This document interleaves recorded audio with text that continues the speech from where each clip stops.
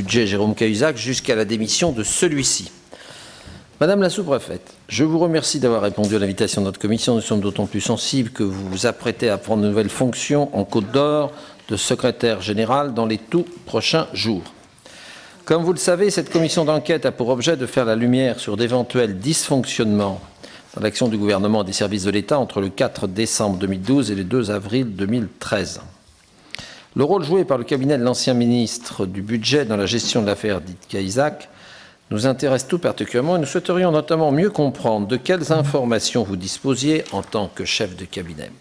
Mais avant d'aller plus loin, il me revient de vous préciser que l'article 6 de l'ordonnance du 17 novembre 1958 impose aux personnes auditionnées par une commission d'enquête de prêter le serment de dire la vérité, toute la vérité et rien que la vérité. Donc je vous remercie de bien vouloir vous lever, de lever votre main droite et de dire « je le jure ». Madame, merci.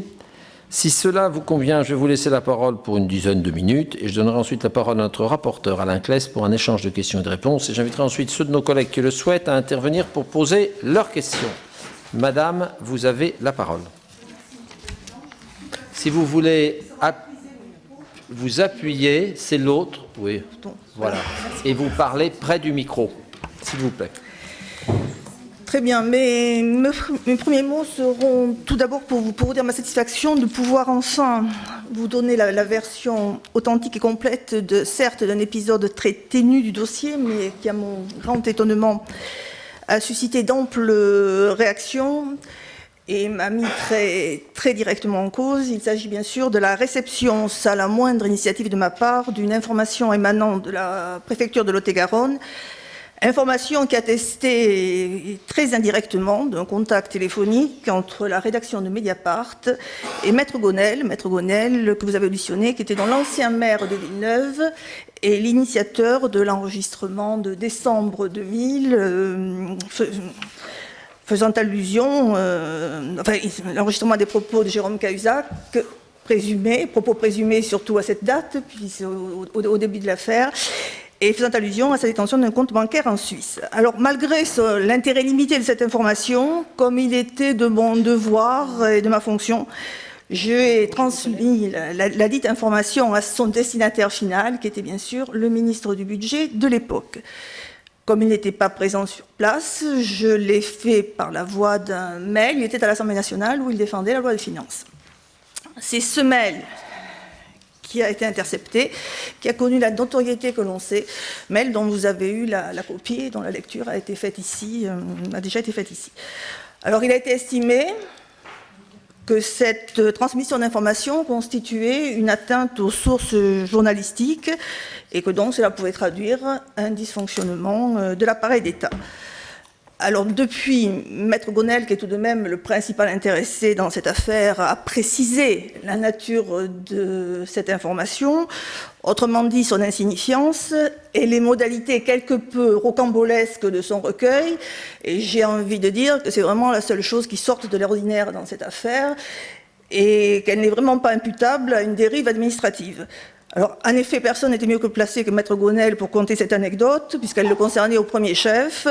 Il l'a fait de façon fort détaillée, tout à fait imagée, il l'a traitée de cocasse, et il ne lui a pas donné plus d'importance qu'elle ne méritait. Et d'ailleurs, du reste, à l'occasion de cette narration, il a affirmé ce qui me paraît quand même fondamental, ce qu'il dit depuis les premiers jours, à savoir qu'il n'était en aucune façon la source. Dans ces conditions, il me semble que cette déclaration met un terme définitif à ce débat en le resituant dans ses limites. Pour autant, comme je vous le disais en préambule, parce que cela m'a bien évidemment affecté, même s'il n'y a pas eu matière, je me suis trouvée personnellement et sans ménagement publiquement mise en cause. Pour n'avoir fait finalement que mon devoir le plus élémentaire de fonctionnaire, à savoir transmettre à l'autorité une information qui lui était destinée.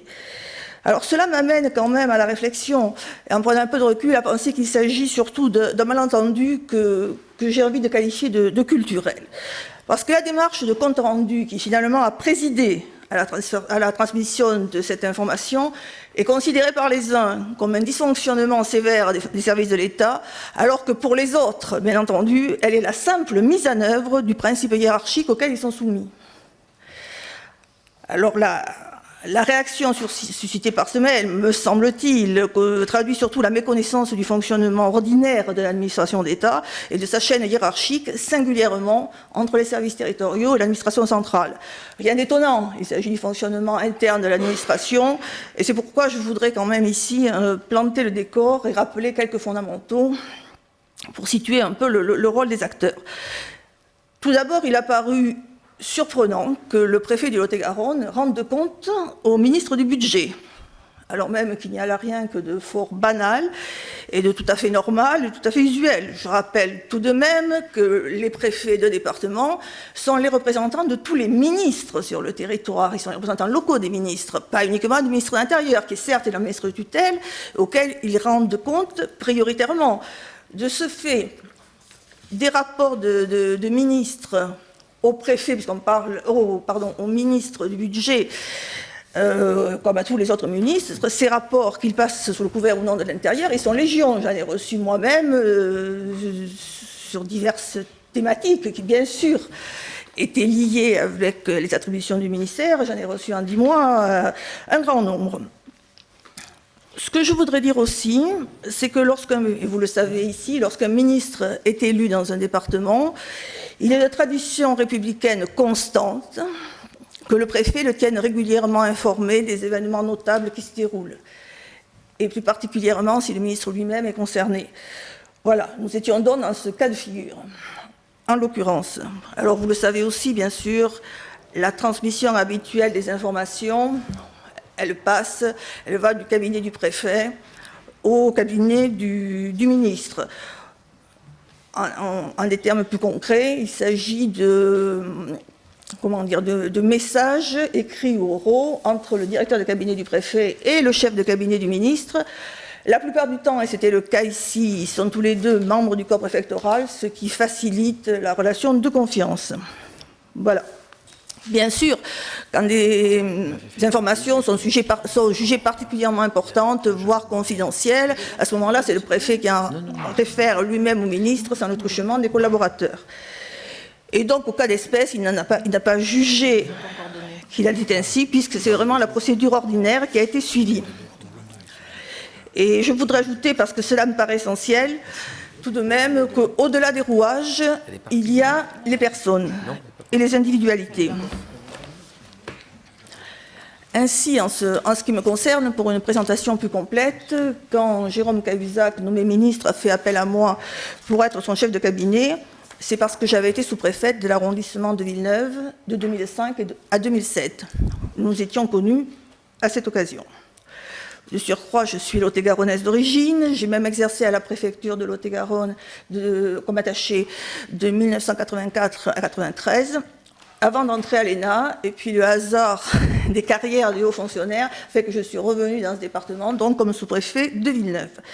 Alors pour toutes ces raisons, j'avais bien sûr une très bonne connaissance du territoire et de ses acteurs, qu'ils soient politiques ou économiques.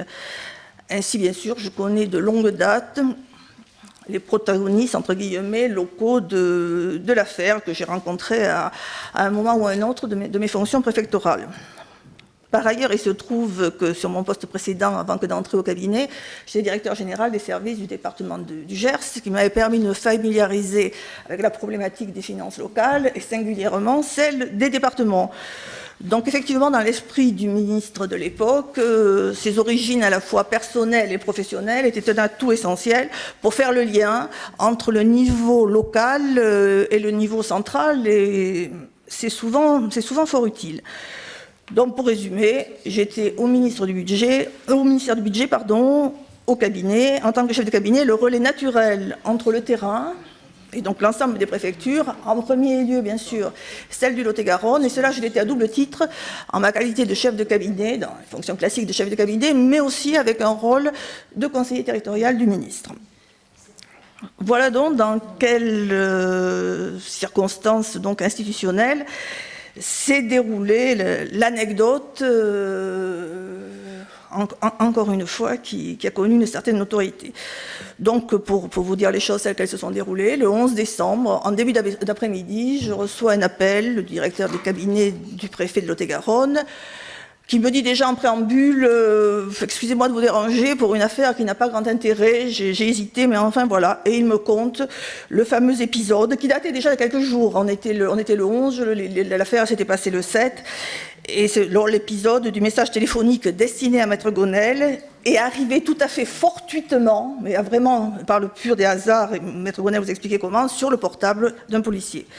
Bon, ces propos sont relatés, les propos du directeur de cabinet sont relatés quasi à la virgule près dans le mail dont vous avez eu connaissance. Et du reste, lors de son audition, Maître Gonel a confirmé la teneur. Bon, j'ai donc été dans cette affaire la courroie de transmission d'une information insignifiante qui n'a connu de surcroît aucune suite d'aucune sorte. D'ailleurs, le seul commentaire du ministre quand il a reçu ce mail, ce fut le suivant, et je vous le livre tel que, c'est comique. Ce fut tout. Le chapitre a été clos, il n'a jamais été rouvert depuis. Et je me permets de m'étonner devant vous que ce mail de réponse du ministre n'ait pas connu la même notoriété que le mail que mon envoi. Je voudrais d'ailleurs encore souligner, rappeler, vous le savez maintenant, que l'information en question n'avait pas de contenu intrinsèque, elle se résumait à un bref message sur un répondeur demandant de rappeler la rédaction de Mediapart.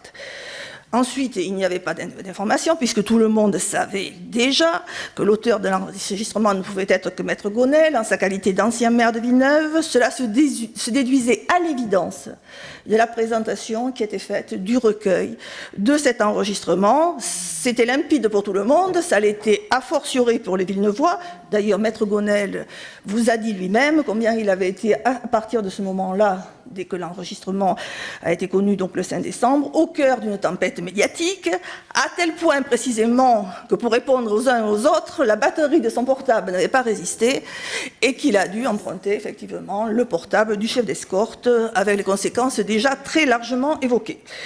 Voilà, alors bien sûr, vous pouvez me dire dans ces conditions, devant un fait aussi ténu, pourquoi avoir communiqué l'information au ministre et l'avoir fait en des termes un peu juridiques ou tout au moins administratifs, ou assez, enfin bon, langage habituel de l'administration, dirons-nous. Alors, j'ai peut-être fait preuve d'une conscience professionnelle exagérée, et j'ai utilisé sans doute par habitude un vocabulaire un peu formel et pas vraiment adapté au sujet. Donc s'il y a eu une erreur, effectivement, elle est là. Mais je crois que pour mieux comprendre quand même l'état d'esprit des uns et des autres, je voudrais qu'on se replace dans le contexte du moment. Nous étions en pleine discussion de la loi de finances qui succédait à 5 autres textes à caractère financier depuis le mois de juillet précédent. L'équipe du cabinet était absolument épuisée, le ministre était en première ligne sans relâche au Parlement, vous le savez.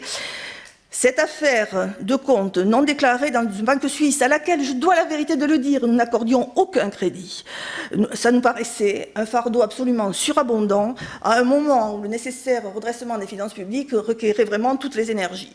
Alors c'est vrai que dans ces conditions de tension extrême, j'avoue ne pas avoir longtemps réfléchi au bien fondé de la transmission au ministre de cette information donnée par la préfecture de Lot-et-Garonne et l'avoir de façon systématique communiquée.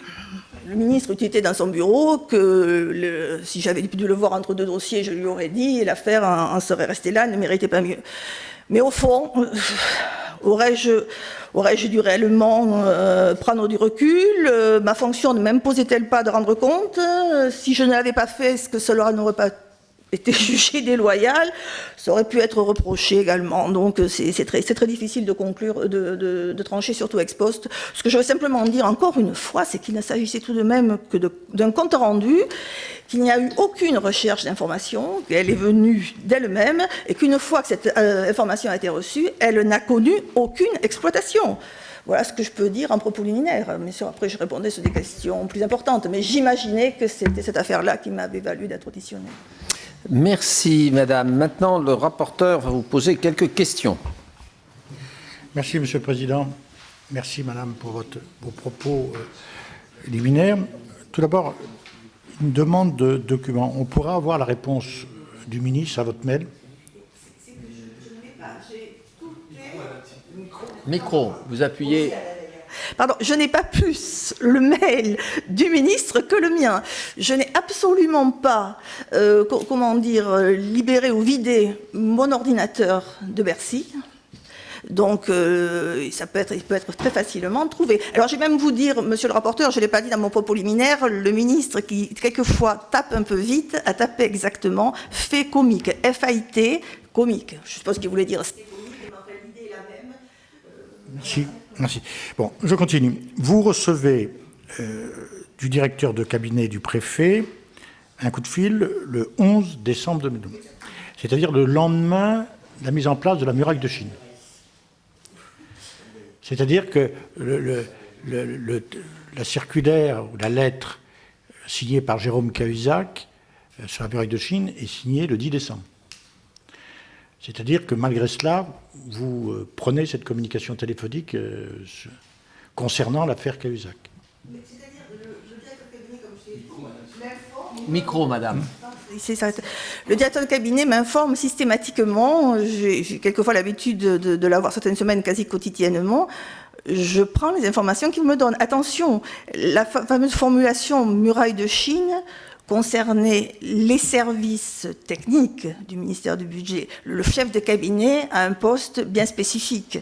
Moi, je n'étais pas de toute façon au cœur comment dire, des affaires fiscales, hein, sur le fond des dossiers.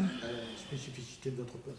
Bon, alors, concernant le mail que vous adressez, intitulé « Pour vous détendre un peu », je vous le relis. Je viens d'être appelé par le DIRCAB du préfet pour me raconter la chose suivante. Vendredi soir, se trouvant au tribunal d'Agen, Gonel, en panne de portable, empreinte celui d'un policier qu'il connaît bien. Or, c'est le portable de permanence du commissariat et la messagerie est enregistrée quelques heures plus tard. Le message suivant, n'arrivant pas à vous joindre, je tente au hasard sur tous les numéros en ma possession, rappelez Edwy Plenel. Alors, fermez les guillemets et vous ajoutez, j'ai demandé de consigner le message à toute fin utile.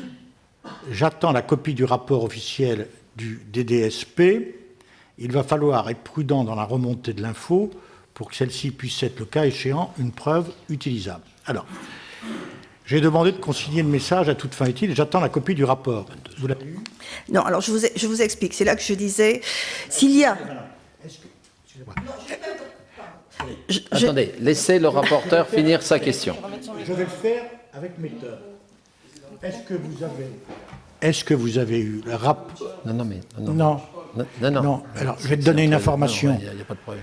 Le président a le droit d'avoir un micro toujours ouvert.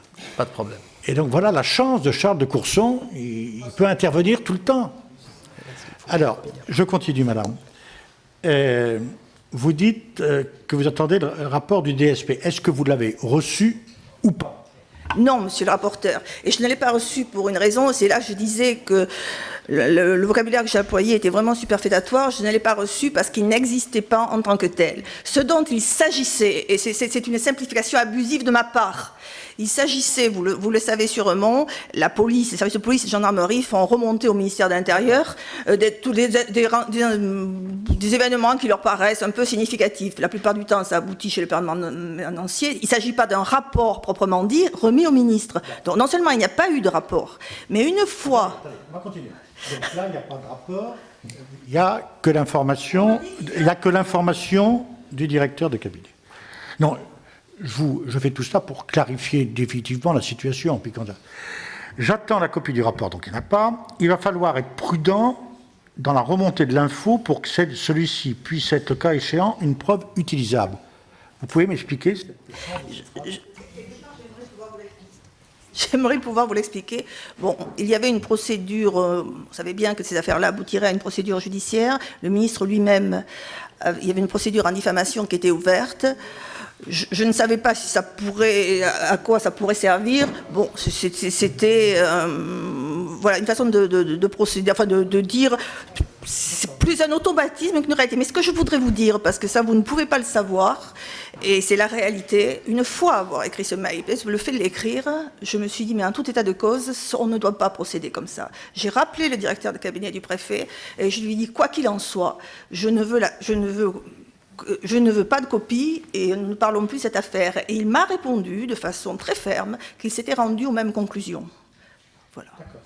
Alors, si je vous pose toutes ces questions, c'est pour éclairer la commission. Alors, je continue. Quand vous êtes interrogé par Mediapart, vous dites j'entretiens des rapports normaux avec les services du ministère de l'Intérieur. Est-ce que dans le cas précis, et dans le cas de ces rapports normaux, vous avez eu des contacts avec le ministère de l'Intérieur? Non, je n'ai évidemment eu aucun contact. Je ne crois pas avoir utilisé cette expression. C'est vrai que ça a été un entretien un peu difficile. Pour qu'on soit précis, c'est Fabrice Arfi qui vous cite lors de l'audition par la commission. Je ne me souviens pas d'avoir dit ça, mais l'idée est effectivement, quand je voulais dire normaux, c'est que précisément, il n'y a pas d'interférence. Enfin, c'était en ce sens. Je veux dire, la normalité, c'est celle que je vous ai expliquée en propos liminaire. C'est tout ce que je voulais dire. Je ne suis pas sûre d'avoir employé ce qualificatif, mais peut-être, parce que c'était une communication un peu difficile. Alors, je ne veux pas monopoliser la parole. J'ai encore 2-3 questions. Vous dites vous-même que le poste de chef de cabinet est un poste spécifique, et donc vous avez une relation dans le cabinet entre le niveau local, vous êtes un peu l'interface entre le niveau local et le niveau central. Est-ce que vous avez participé à la préparation et à l'organisation de la rencontre avec Jérôme Cahuzac et Rémi Garnier en circonscription? Et avez-vous assisté à cette entrevue? Oui, monsieur le rapporteur, je n'ai pas participé à la préparation, il y a simplement une note qui remontait des services. Alors voilà exactement la situation. Jérôme Cahuzac et Pierre Moscovici s'étaient rendus en visite officielle, c'était le 26 octobre, en Lot-et-Garonne. Chacun de son côté, chacun visitant les entreprises, et ils devaient se retrouver à Agen. Il se trouve qu'avant cette rencontre, Jérôme Cahuzac est allé à Villeneuve et a rencontré Rémi Garnier. Donc, effectivement, alors curieusement, moi, j'ai retrouvé Pierre Moscovici, puisque nous avons entendu tous les deux à Agen. Jérôme Cahuzac, je n'ai donc pas assisté à l'entretien avec Rémi Garnier, personne n'y a assisté. Par contre, j'ai bien sûr vu remonter des services la note qui avait été signée par Bruno Bézard pour rappeler la situation de Rémi Garnier. Bon, je vous ai dit que j'avais été un sous-préfet local, que j'étais une locale. L'histoire de Rémi Garnier ne m'était pas inconnue. Les relations de Rémi Garnier avec l'administration fiscale ne m'étaient pas inconnues. Mais vous pouvez préciser l'état de vos connaissances sur... L'état de mes connaissances, elle a été surtout médiatique, puisque Rémi Garnier s'est beaucoup exprimé dans la presse. Elle allait un peu au-delà de cela, puisque lorsque j'étais sous-préfet de Villeneuve, il avait eu des démêlés assez vifs avec le directeur des services fiscaux locaux. Est-ce que vous, quand vous dites vous étiez informé, est-ce que vous étiez informé et est-ce que vous l'avez consulté, le rapport que M. Garnier aurait envoyé à sa hiérarchie où Jérôme Cahuzac est mis en cause? Monsieur le rapporteur, je suis rentrée dans cette affaire par ce rapport. Il se trouve que le 4 décembre, j'étais certes à Paris, mais pas dans mon bureau. J'ai été rappelée, puisqu'on parlait de la spécificité du... 4 décembre. Oui. Le jour où commence l'affaire. Il y avait simplement un repas de chef de cabinet. Donc j'ai donc été rappelée pour revenir à Bercy, puisque vous parlez de spécificité du poste de chef de cabinet. Il y a celle d'être un petit peu la garde de triage, de recevoir les courriers, de les orienter, et d'y répondre ou d'y faire répondre. Et donc, la directrice de cabinet me disait qu'elle recherchait un courrier, qu'elle souhaitait que je vienne contribuer à cette recherche.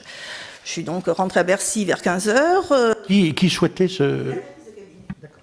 Je suis donc rentrée à Bercy à 15h. La nature du courrier n'a pas été donnée. On m'a donné sa date. Le 11 juin 2008, un courrier. Je donc demandé au bureau des cabinets de retrouver ce courrier-là.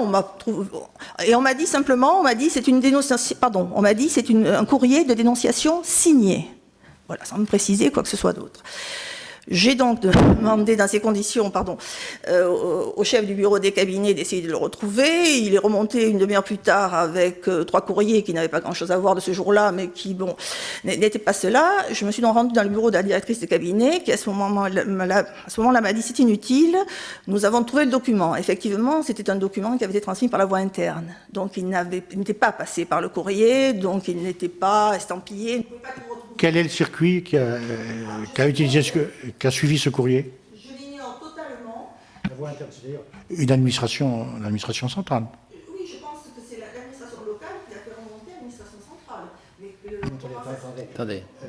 Soyons précis. Attendez. Appuyez. Quand le rapporteur prend la parole, il vous coupe. J'ai bien il faut compris, oui, réappuyer. C'est le rapport que M. Garnier-Rémy adresse le 11 juin 2008. On l'a évoqué à plusieurs reprises. Il y a beaucoup de choses. Bon, il se défend. Et en plus, il y a 2 pages concernant Jérôme Cahuzac. Donc, c'est de ce document, faites état, le 11 juin 2008. Donc, vous n'avez pas besoin de rechercher. La directrice de cabinet vous dit on l'a retrouvé par la voie interne. Et vous ajoutez par la voie interne, c'est venu du local. Qu'est-ce que ça veut Je dire me permets de l'imaginer, je n'en sais rien du tout. Vous ne savez rien du tout. Je n'en sais Qu'est-ce rien que du ça tout. veut dire par la voie interne? Soyez précise dans la réponse à notre rapporteur. Ce que j'imagine, c'est qu'il doit y avoir des échanges électroniques, il doit y avoir des courriers internes à la DGFiP du local. En vérité, je ne le sais pas précisément. Moi, je n'avais à connaître que le courrier qui arrivait de l'extérieur. Et puis bon, Alors, soyons précis. Le 4 décembre, c'est le jour des révélations. Pourquoi on s'intéresse tout de suite à Rémi Garnier? mais je pense que c'est parce que ça avait été dit. C'est média. D'accord. Donc, concernant la rencontre Garnier-Cahuzac, vous n'y participez pas directement. Il y a des notes qui sont fournies au ministre pour cette rencontre. Concernant le mémoire de Rémi Garnier, vous apprenez que par la voie interne,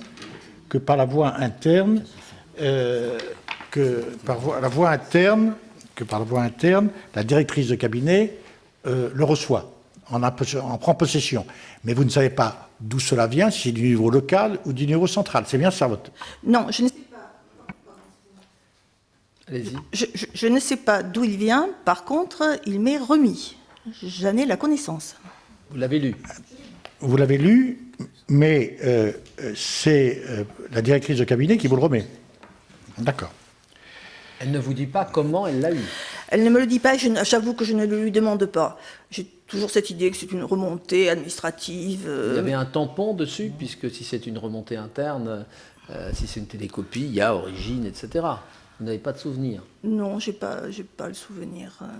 Alors, est-ce que, autre chose pour préciser bien les chronologies, dans les publications de Mediapart, il est dit que l'existence du compte secret de M. Cahuzac avait été évoquée dès le mois de juin 2008 par un agent du fisc du Sud-Ouest. Hein, donc cette date, juin 2008. Non, alors en juin 2008, moi je suis secrétaire générale de la Vendée, je ne suis plus à Villeneuve. Ceci étant, j'ai beaucoup lu et entendu dire tout le monde savait. Je devais être un sous-préfet particulièrement sourd parce que je n'avais jamais entendu parler de cette affaire-là. J'avais entendu beaucoup d'autres choses, mais je n'avais pas entendu parler de cette affaire-là. J'ai découvert effectivement le rapport ce jour-là comme tout le monde. Beaucoup d'autres choses, vous voulez dire, concernant Jérôme Cahuzac? Oui, et sa situation mais... fiscale ou pas? Ah non, sur d'autres sujets. d'affaires privées. Ah oui. Et entre 2005 et 2007, dans votre poste de sous-préfète, vous entendez parler... Aucunement. Et chaque fois que Rémi Garnier cherche à joindre Jérôme Cahuzac, c'est pour avoir son soutien.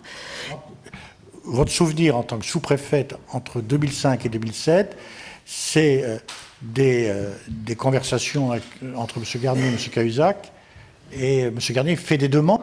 Quel type de demande il fait? Je ne dirais pas qu'il y a des conversations. Ça, je ne le sais pas. Mais effectivement... Vous dites des demandes, c'est quoi ces demandes? Non, effectivement, je n'ai pas été suffisamment précise. Mais quand M. Cahuzac est revenu aux affaires par parlementaire, effectivement, la sollicitation de M. Garnier, c'est qu'il fasse valoir, c'est de faire valoir ses droits, de l'aider à faire valoir ses droits. Et quand j'arrive à Bercy, un des premiers courriers que je reçois émane de M. Garnier où il redit effectivement, notamment dans la formule finale, l'espérance, il emploie le terme d'espérance, qu'effectivement il sera réhabilité. Et le 26 octobre, je n'avais pas terminé de vous dire, Cette réunion, l'idée, et c'était que M. Garnier venait demander à M. Cahuzac, en sa qualité de ministre du Budget, de le réhabiliter, ce qui n'avait pas de signification juridique, je veux dire. Donc, M. Garnier, durant toute cette période, souhaitait que M. Cahuzac, soit en tant que député, puis en tant que ministre, s'intéresse au contentieux qu'il avait avec sa propre administration. Exactement, exactement.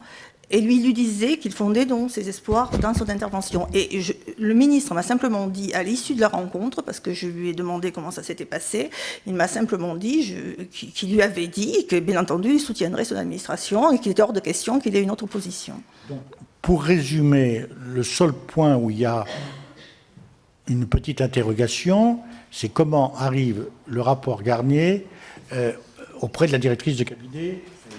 Oui, j'avoue que je n'ai pas posé la question. D'accord. Alors, il y a une petite question. J'ai terminé, Monsieur le Président. J'ai terminé. Ne vous impatientez pas. Est-ce que, en tant que chef de cabinet, vous êtes au courant des questions posées à Jérôme Cahuzac par la Direction régionale des finances publiques pour l'Île-de-France et Paris à propos de sa déclaration de patrimoine faite au titre de l'impôt sur la fortune? Oui, je suis au courant. On me montre effectivement la liste des questions posées. Qui vous la montre? Ça se passe en quel moment? Micro. Je pense que ça se passe le même jour, le 4 ou le 5 décembre, avec simplement l'idée qui revient, c'est tout le monde étant surchargé de travail, l'idée était de fournir effectivement les éléments demandés le plus vite possible. Et c'est à ce moment-là, effectivement... Je sois précis là aussi pour la commission, qu'on ne tombe pas dans une technicité où chacun ne se trouverait plus, c'est la déclaration demandée au ministre et une fiche est établie pour chacun des ministres et lorsqu'il y a des questions supplémentaires ou qui paraissent pas tout à fait claires, on demande aux ministres concernés des précisions. C'est bien de ça qu'il s'agit. C'est-à-dire la fiche ministre, pour être précis. Vous avez vu la fiche ministre? Ah, je n'ai pas vu la fiche ministre. Ah bon. J'ai simplement Micro. Il faudrait... J'ai pas beaucoup d'exigences en tant que rapporteur, mais s'il était possible que mon micro puisse rester allumé, la technique ne le permet pas. On va falloir faire une demande au président de la commission des finances. Allez-y, madame. C'est pas grave. Micro. J'ai simplement donc eu en main une feuille blanche que j'ai recherchée là, mais dans le déménagement, je n'ai pas su la retrouver, où étaient listées effectivement les 3 ou 4 demandes, les réponses qu'il convenait d'apporter. Voilà, donc il m'a été à ce moment-là demandé d'en réunir certaines via le comptable du ministre, et c'est à ce moment-là qu'il a été décidé la fameuse muraille de Chine. Alors, pardon, excusez-moi. C'est-à-dire que nous ne sommes pas allés au bout. Alors, pour éclairer la commission, j'ai eu connaissance en tant que rapporteur. Vas-y. J'ai eu connaissance en tant que rapporteur de cette fiche ministre. C'est vrai qu'il y a 4-5 demandes d'informations complémentaires concernant cette déclaration de revenus et d'impôt sur les grandes fortunes. Voilà. Je ne pense pas que, j'en parle au président, que les questions posées soient directement liées à l'affaire qui nous intéresse. Voilà. J'ai des évaluations de patrimoine. C'était surtout sur l'ISF. Hein. Oui. Bon, je ne veux pas en dire plus, parce évaluation. qu'il y a le secret fiscal, mais j'en ai pris connaissance et ça n'apporte pas un élément particulier à notre commission. J'en parlerai au président et je lui montrerai au président. Voilà, je crois avoir fait le tour des questions que je souhaitais vous poser. Je vous remercie, madame. Oui. Alors, vous étiez en train de répondre, et puis ça rebondit sur une autre question du rapporteur. Vous nous dites que M. Garnier a pris contact dès sa nomination avec le nouveau ministre, mais est-ce que, d'après ce que vous savez, il avait pris contact aussi avant, quand il était député?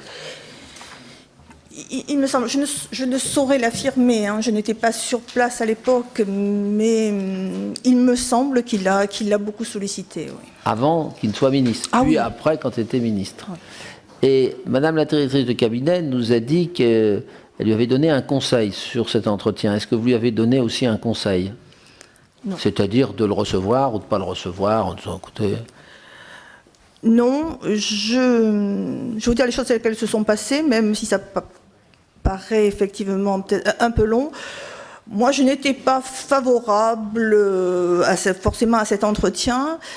Et le soir, le ministre avait une réunion publique à laquelle il tenait. Il m'a simplement dit, je préfère le voir avant, il va venir me poser des questions en réunion publique, j'aime autant lui dire ce que j'ai à lui dire, qui est extrêmement formel finalement, avant. Voilà, c'est simplement ça. J'ai l'impression que ce fut très bref. Hein. C'est le 26 octobre. C'est le jour de la visite ministérielle en Lot-et-Garonne de Pierre Moscovici et de Jérôme Cahuzac. Parlez pas comme ça, appuyez, hein, parce que vous me demandez la parole, je vous la donne. Voilà, c'était le 26 octobre. C'est bien ça, madame? Hein, c'est ce que vous nous avez dit tout à l'heure. Voilà. Alors maintenant, j'ai plusieurs inscrits. J'en ai 2. Étienne Blanc, madame Untermaier, j'en ai 3, monsieur Gorge. Et puis, c'est tout? Bon, alors, Étienne Blanc. Micro. J'ai mis le micro, monsieur le Président. Et parle à côté. Parle dans le micro. Bon. Vous avez parlé d'une note de monsieur Bézard sur Rémi Garnier. De quoi s'agit-il exactement? Non, il s'agit simplement d'une note administrative, M. Bézard l'a signée, mais il ne l'a évidemment pas écrite, qui rappelle tous les contentieux qui ont opposé les services fiscaux et M. Garnier, je crois qu'il y en a une douzaine, si ce n'est plus. Il rappelle la carrière, de son entrée dans la carrière comme inspecteur des impôts jusqu'à son départ à la retraite. C'est une note qui doit faire 2 pages, qui je crois vous a été communiquée d'ailleurs. Hein. Et voilà. Et cette... si vous permettez, les 2 notes, on les a. Et je pense que ces 2 notes, vous pourrez les consulter. Hein, d'accord.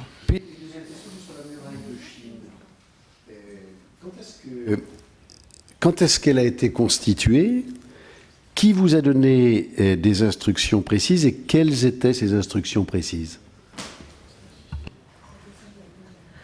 Alors, constituée, encore une fois, moi je n'avais pas à en connaître. Il s'agissait de protéger le ministère dans son ensemble, effectivement, qu'il ne soit pas soupçonnable dans cette affaire. Donc la lettre, effectivement, signée par Jérôme Cahuzac pour se déporter de l'affaire, je pense qu'elle a dû être signée le lundi suivant. Mais elle a commencé à être discutée dès le 6 décembre. Donc, on est bien d'accord. Pour vous, la muraille de Chine, c'est cette lettre. Il n'y a pas eu de réunion de cabinet, il n'y a pas eu d'échange entre collaborateurs. Il n'y a eu absolument aucune réunion de cabinet. J'en ai été informée. D'ailleurs, ce vocable muraille de Chine a prospéré vraiment ensuite. J'en ai été informée, mais sans plus. Mais encore une fois, de par ma fonction, je n'étais pas directement concernée. Oui, mes chers collègues, pour être très précis sur la note... On va vous diffuser la note signée par Jérôme Cahuzac sur la muraille de Chine. Je pense que ça ne pose problème, monsieur, si vous pouvez... Vous l'avez, on l'avait donné, on l'avait déjà donné. Peut-être que certains n'étaient pas là. Voilà. Certains d'entre vous... Certains ne l'ont pas parce qu'ils n'étaient peut-être pas là. Voilà. Si vous pouvez faire 3-4 photocopies.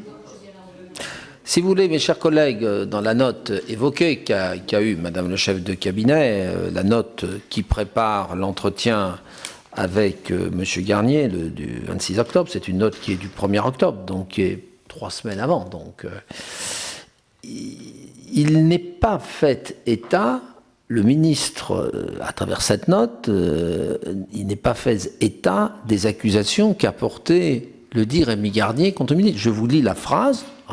Alors qu'il exerçait des fonctions de vérificateur à la DIRCOFI Sud-Ouest en 2001, M. Garnier avait gravement manqué à ses obligations de fonctionnaire dans un contexte conflictuel qu'il entretenait depuis des années avec sa hiérarchie à la suite d'une vérification de la société France Prune. Il avait notamment accumulé les dérapages verbaux et les attaques de plus en plus virulentes contre sa hiérarchie immédiate et supérieure, mettant systématiquement en cause dans des notes et pamphlets insultants l'action de son administration qu'il accusait d'être de connivence avec les fraudeurs, et adressant des agents extérieurs au service des courriels dans lesquels il détaillait les péripéties et les suites de vérification fiscale qu'il avait menées. Mais il n'est pas dit dans cette note, hein, monsieur le rapporteur, qui l'a lu et relu, qu'il allait rencontrer quelqu'un qui avait porté de graves accusations. Bon. Alors qu'on évoque effectivement le contentieux devant le tribunal administratif. Ce dont nous prenons connaissance aujourd'hui à travers votre audition, madame, si je comprends bien, et sous réserve d'autres informations, c'est que le cabinet de Jérôme Cahuzac prend connaissance du mémoire de M. Garnier lorsque, je reprends votre expression, par voie interne, la directrice de cabinet le 5 décembre l'obtient. J'ai prêté serment. Non, absolument, j'ai prêté serment. Et je vous l'atteste sur l'honneur, ça s'est passé ainsi. Pas le 5, le 4 décembre. C'est dès le 4 après-midi. Dès le 4 après-midi. Le soir, effectivement. Oui, le 4 après-midi. Ah, pour être précis avec les collègues, le Mediapart publie ça à quelle heure, son article? Ça doit être dans la matinée, je suppose, puisque... il vous avait contacté la veille. Voilà, c'est la précision que je voulais apporter. La veille, le 3, le cabinet, pour dire qu'il mettait sur site, etc., le lendemain. Voilà. Ce qui explique la... Bon. Oui, oui. Ce qui explique la recherche de ce document. Étienne Blanc, d'autres questions? Bon, alors, en suivant, Madame Untermaier. Merci, Monsieur le Président. Merci, Madame, pour votre exposé. Nous étions absents et nous n'avons pas eu l'explication sur les dernières lignes du message. Oui, mais nous n'étions pas là, Monsieur le Président, nous étions en train de voter. Et c'est vrai que sur l'interprétation qu'il faut en faire, il va falloir être prudent dans la remontée de l'info pour que celui-ci puisse, le cas échéant, une preuve utilisable, Marie-Hélène. Est-ce que ça veut dire que vous étiez persuadé que le donneur d'informations à Mediapart était Maître Gonel? C'est comme ça qu'il faut le... Ah non, pas du tout. Non. Ce dont j'étais persuadée, c'était qu'il était l'auteur de l'enregistrement. Il était ensuite nous étions... Ah non, c'était pas du tout la question. Mon idée, c'était, je vous disais, c'était des éventuelles suites judiciaires. On se doutait bien que dans cette affaire, il y en aurait. Et puis encore une fois, l'ouverture de la procédure, la plainte pour diffamation publique par le ministre. Mais je ne pensais pas à autre chose. Et encore, je vous dis, ce fut rapide et pas... Voilà. Pas d'autres questions? Oui, si, j'en ai c'est une deuxième question.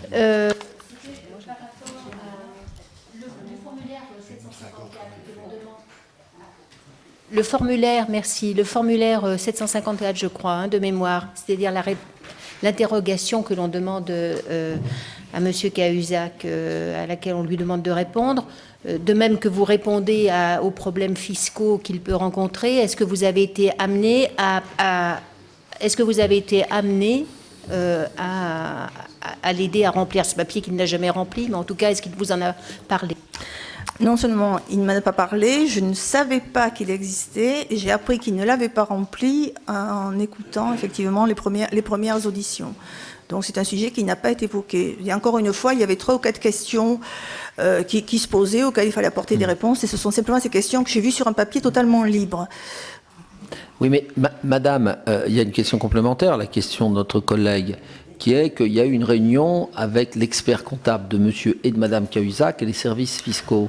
Alors, vous avez réuni les pièces pour répondre aux 5 questions que vous avez vues sur un papier, d'après ce que vous avez expliqué? Non, alors ce que je vous disais, pour être tout à fait précise, c'est que je m'apprêtais à aider à en trouver, et notamment à contacter l'expert comptable. Quand effectivement il a été décidé que nous n'intervenions pas, que c'était M. Bonal et M. Gardette et les services locaux qui seraient les interlocuteurs. À partir de ce moment-là, je n'ai pas du tout participé à la réunion à laquelle vous faites allusion, même si j'ai su, alors je ne sais pas vous dire à quel moment, qu'elle avait existé. D'accord, donc vous n'avez pas réuni les pièces permettant de répondre aux 5 questions qui étaient sur une feuille blanche? Non. D'accord, alors après... Dernière question, est-ce que vous étiez en relation avec le cabinet de M. Moscovici? Alors, on était en relation de travail avec mon homologue. Sur cette affaire, hein, sur cette affaire. Bien sûr que non. En relation régulière pour le travail et en particulier sur cette affaire? En réunion bien entendu, nous étions ministres délégués, donc en relation pour le travail, bien entendu, nous avions une réunion de cabinet commune sur cette affaire. Absolument pas, absolument pas. Mais j'aimerais que l'on comprenne bien que c'était un sujet qu'on n'abordait pas. Je veux dire, sûrement par respect pour le ministre, parce que par conviction qui était la nôtre, c'était le travail s'exécutait. Enfin, c'était pas du tout un sujet de conversation. Personne ne se serait permis. Bien, merci. Monsieur Gorge. Oui, bonjour madame. Je n'ai pas entendu votre présentation tout à l'heure, mais bon, j'arrive bien à positionner quelle était votre action. Donc, alors, vous avez un profil intéressant puisque vous étiez avant, dans la vie d'avant de monsieur Cahuzac, et puis... Modestement. Enfin, dans la vie, c'est peut-être... Oui, voilà. Dans la vie administrative. Administrative. Dans l'enquête, on est sérieux, c'est la vie administrative. Quelques questions précises sur les dates. Quel jour exactement hein, vous avez vu la lettre de M. Garnier? Le 4, le 5 ah oui. Appuyez, madame, appuyez. Je pense que c'est le 4 au soir. Je n'en suis pas certaine. Si ce n'est pas le 4 au soir, c'est le 5 au matin. Est-ce que M. Cahuzac connaissait cette lettre? Ah bah, dès que nous l'avons eu en main, il en a eu connaissance. Mais avant, il ne la connaissait pas, bien entendu. M. Cahuzac ne connaissait pas cette lettre avant. Non, mais... Vous en avez parlé avec lui?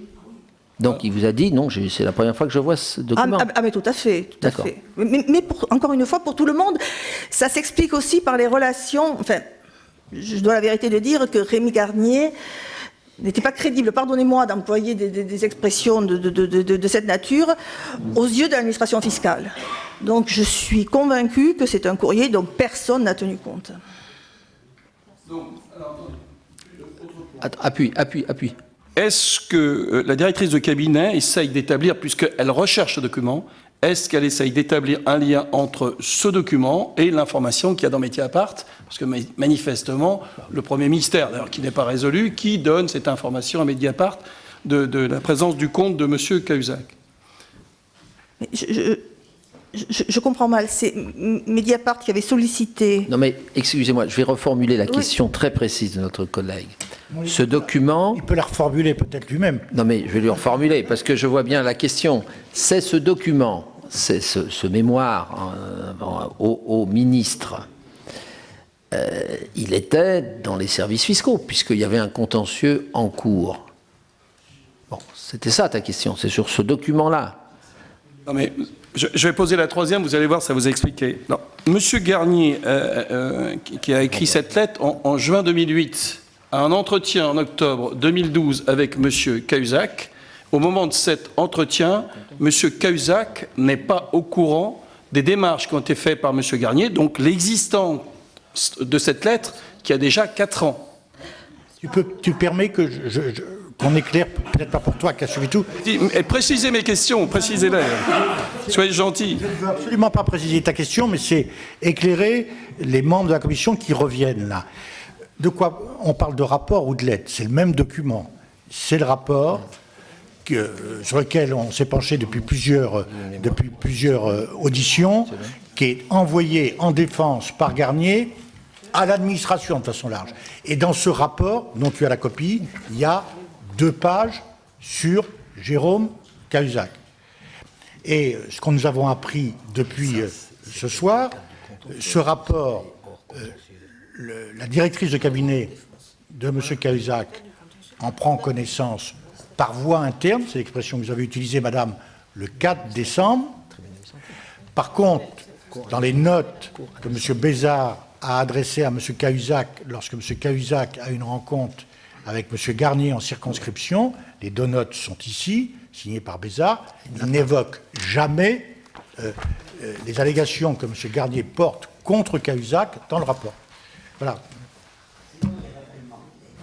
Mais pour répondre précisément à votre question, mon intime conviction, bien entendu, c'est qu'il n'en a pas eu connaissance. De l'appréciation que je peux avoir, Jérôme Cahuzac considérait M. Garnier comme un honnête homme qui, voilà, avec peut-être des outrances verbales, mais qui n'avait dans ses investigations, qui avait sûrement été un vérificateur de qualité. Voilà, et qui avait peut-être été déçu par des positions de son administration, et qu'après, effectivement, il avait franchi la ligne jaune. Je pense qu'il le considérait ainsi, c'est pour ça qu'il le recevait. Oui. Merci. Autre question. Non, c'est une question très courte, nous allons voir. Allez-y. Vous nous avez parlé du fait que vous avez vu M. Cahuzac avant l'entretien avec M. Garnier, qui disait qu'il allait le faire avant que sa réunion publique. Est-ce que vous l'avez vu après? Et si vous l'avez vu après, est-ce que vous avez senti qu'il s'est retrouvé dans une situation de chantage ou de menace, puisqu'il a eu une relation avec une personne qui, quelques années plus tôt, avait fait sur lui une déclaration Grave. Très grave. Est-ce qu'il était serein? Est-ce que c'était quelqu'un qui revenait comme ça d'un entretien classique qu'on peut avoir, nous, dans nos permanences? Oui, justement, c'est le terme exact, celui de permanence, puisque nous étions arrivés à Toulouse conjointement. Moi, il se trouve que j'habite sur place, je m'étais rendue à mon domicile personnel. Le ministre était allé à Villeneuve où il avait eu plusieurs audiences. Pas uniquement celle de Rémi Garnier, il y avait 3 ou 4 audiences. Et il nous a rejoints à 17h à l'agropole à Agen, et lui était parfaitement serein. C'est moi qui l'étais un peu moins parce qu'il avait 10 minutes de retard et que nous l'attendions et que tout le monde, un grand appareil, attendait le ministre. Et le soir même, il avait donc cette réunion publique à Casseneuil, devant 600 personnes, où il a été absolument exceptionnel. Donc, et je ne lui ai pas évidemment du tout pas parler de l'entretien avec Rémi Garnier, c'est plus tard, lorsqu'on retraitait les dossiers au Tarn-et-Garonne, que voilà, ça a été évoqué, mais en 4 mots. Il m'a simplement dit ce que je vous ai dit tout à l'heure, à savoir qu'il n'était pas question de déjuger son administration. Si, dernière question. Quand avez-vous su officiellement que Jérôme Cahuzac avait un compte à l'étranger? Alors, je l'ai appris le 2 avril dans l'après-midi, par l'appel du sous-préfet de Villeneuve, et j'étais dans un tel état d'esprit, et pourtant je fais tout à fait confiance au sous-préfet de Villeneuve, que j'ai pensé qu'il avait mal compris. Et j'ai écouté ensuite en boucle toute la nuit cette information pour que finalement elle pénètre dans mon esprit. C'était vraiment de l'hébétude et de la sidération. Vous n'aviez jamais eu de doute jusque-là? Je n'avais jamais eu de doute. Je n'avais jamais eu de doute. Je vous l'ai dit tout à l'heure. Je connaissais les acteurs locaux. J'avais lu le rapport avec J'ai ouï dire. Bon, tout ça n'était. Je n'avais pas de doute. Et Jérôme Cahuzac, le 5 décembre au matin, nous a vu la directrice de cabinet et moi ensemble dans le bureau de la directrice de cabinet. Et je vous assure qu'on ne pouvait qu'apporter du crédit à ce qu'il nous disait. Et j'ai envie de vous dire, Monsieur le Président, qu'on avait l'impression qu'il croyait lui aussi ce qu'il nous disait. Et ensuite, le 5... Je ne l'ai pas revu en tête-à-tête, je ne l'avais pas vu en tête-à-tête. C'est la première fois que je le voyais, et nous étions donc tous les 3. Et là, nous avons donc eu un échange d'une dizaine de minutes où il était plus que convaincant. Je veux dire, ça nous aurait paru mais déloyal d'avoir une idée contraire. Et ensuite, le 5 décembre, quand je l'ai entendu, puisque je suivais l'émission sur la chaîne parlementaire, quand je l'ai entendu à l'Assemblée, je sais la considération, le respect, et même le lien encore plus fort que ça qu'avait Jérôme Cahuzac avec l'Assemblée nationale, qu'il avait vu, enfin c'était là où il avait fait ses premières armes, où il s'était révélé. À partir de ce moment-là, déjà, on n'était pas effleuré par le doute, mais là, ça c'eût été impensable. Bien. Alors, j'ai 2 autres intervenants, Madame Dalloz et Monsieur Darmanin. Il n'y avait pas une main qui s'était... C'est toi, voilà. Alors, tu es juste après Madame Dalloz. Si, Monsieur le Président. Moi, Madame Dalloz. elle sera très courte. Ma question est dans la suite de celles qui viennent d'être posées. Je vous ai entendu dire, Madame, tout à l'heure, que dans la note qui avait été préparée à l'intention du ministre Cahuzac pour sa rencontre avec M. Garnier en octobre 2012, il n'était pas fait état du conflit dans le dossier fiscal de M. Cahuzac, mais il était question de France Prune. Dans cette lettre, dans cette note qui a été faite au ministre, on parlait de France Prune. Or, on sait tous très bien ce qui s'était passé dans le dossier France Prune et à quel point Jérôme Cahuzac, alors maire de Villeneuve-sur-Lot, était attaché à ce dossier France Prune. Donc, finalement, c'était pas lui qui était mis en cause personnellement dans le dossier Garnier, dans la note qui lui était faite, mais le fait qu'on cite France Prune devait pour lui avoir une vraie connotation. Alors, réponse. Oui, mais l'affaire France Prune, elle est assez systématique, de nombreuses affaires.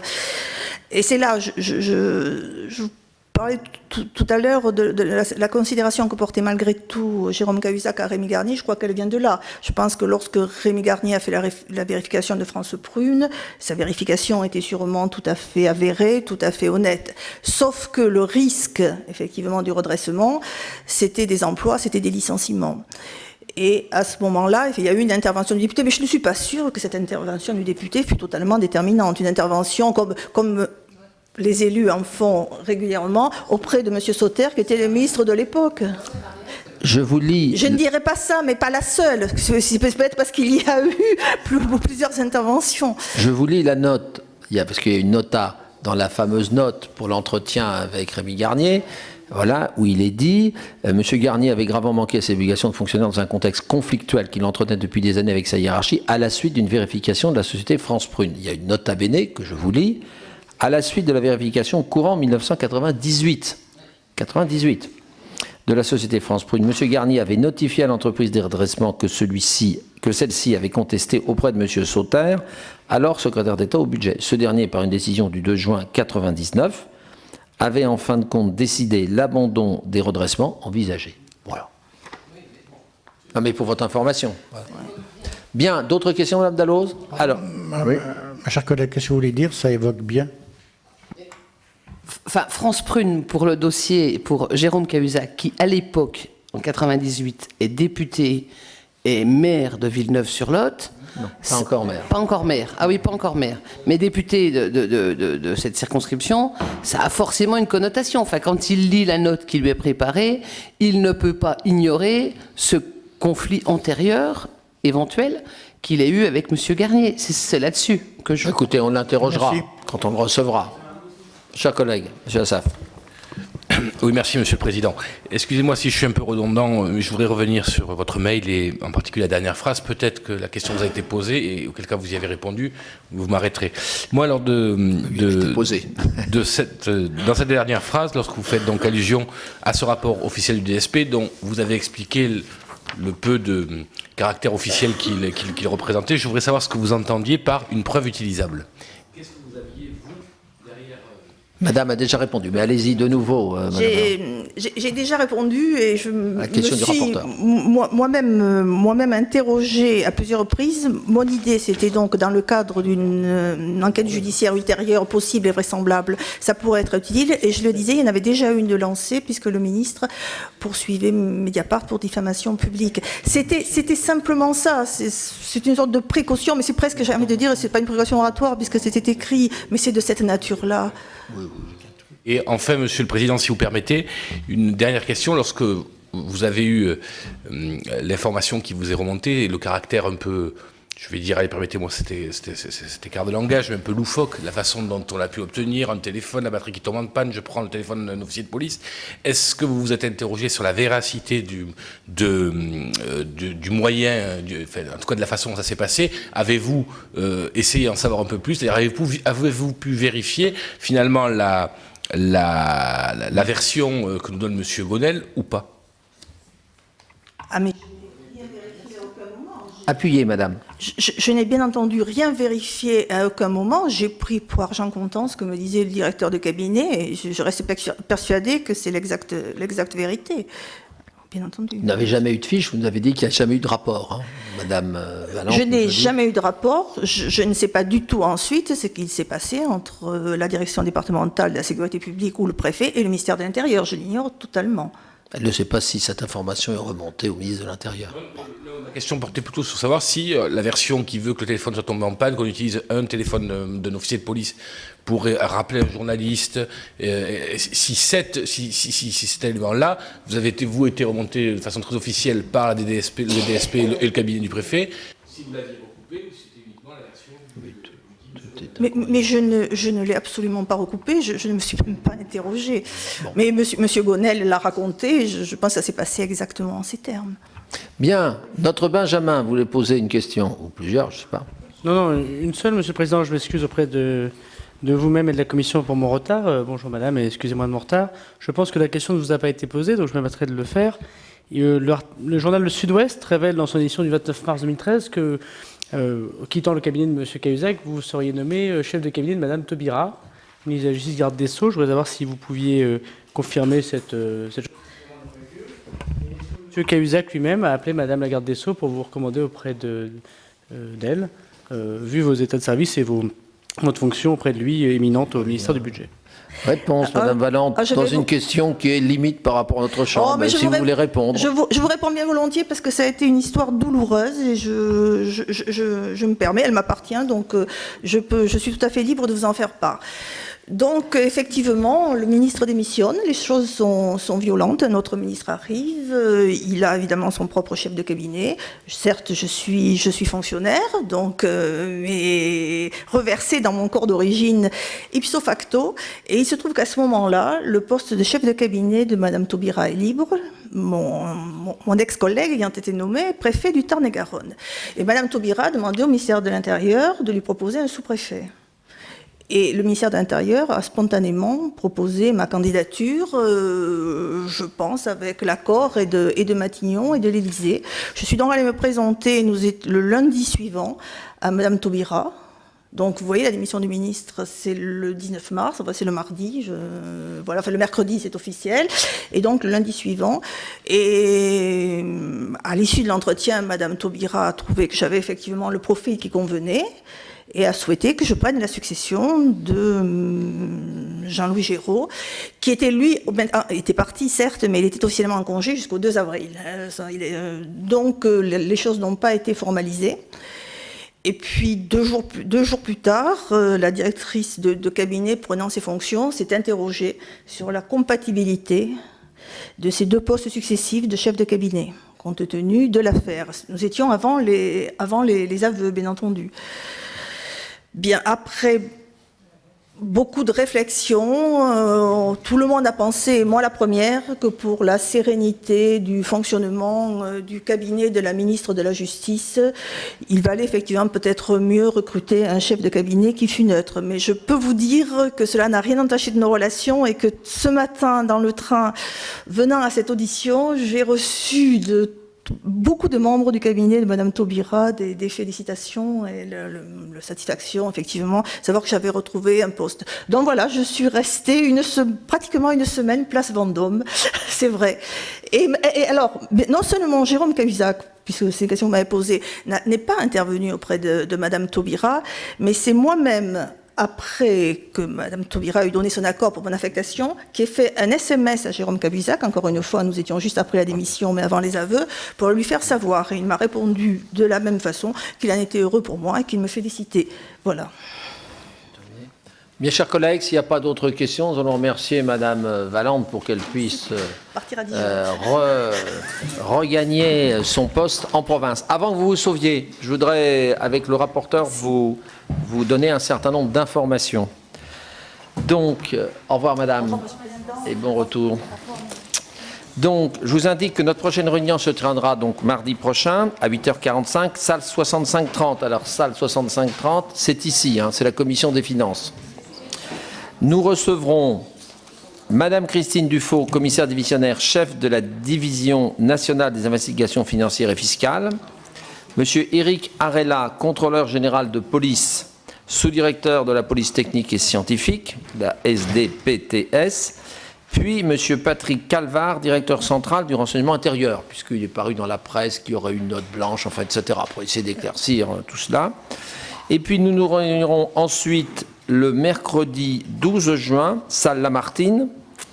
Alors donc c'est l'après-midi, 16h30 en principe, pour entendre monsieur François Faletti, procureur général de Paris, puis monsieur Rémi Garnier. Donc ça serait bien que le 12 juin, il y ait le maximum des 30 membres de la commission. Le maximum, tout le monde a des contraintes, parce que je pense que ce sont deux auditions importantes.